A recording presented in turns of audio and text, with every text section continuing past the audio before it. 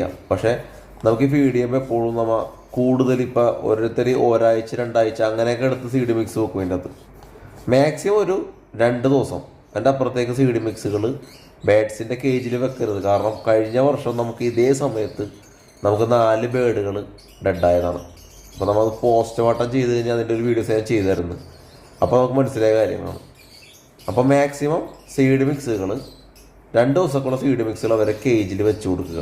അതിനുശേഷം ബാക്കിയുള്ള സീഡുകൾ ക്ലീൻ ചെയ്തിട്ട് പുതിയ സീഡുകൾ വെച്ചെടുക്കുക. അതേ സീഡുകൾ കുറച്ച് ചൂടാക്കിയിട്ട്, അപ്പോൾ നേരത്തെ കാണിച്ചവർ തന്നെ കുറച്ച് ചീനച്ചട്ടിയിൽ ചൂടാക്കിയിട്ട് എടുത്തൊരു ബക്കറ്റിലോ അല്ലെങ്കിൽ ബോക്സിലോ എന്തെങ്കിലും ചൂട് ഉള്ള സ്ഥലത്ത്, അതായത് തണുപ്പ് അധികം അടിക്കാത്ത സ്ഥലത്ത് വെച്ച് ബേഡ്സിന് ഫീഡ് ചെയ്യാൻ ശ്രദ്ധിക്കുക. കാരണം സീഡുകൾ പെട്ടെന്ന് ഫംഗസ് ഉണ്ടാവും. അത് തണുപ്പടിച്ച് ഫംഗലാവും. അത് ഇവർക്ക് ശരീരത്തിലേക്ക് പോയി കഴിഞ്ഞാൽ ഭയങ്കര സെൻസിറ്റീവാണ് ബേഡുകൾ.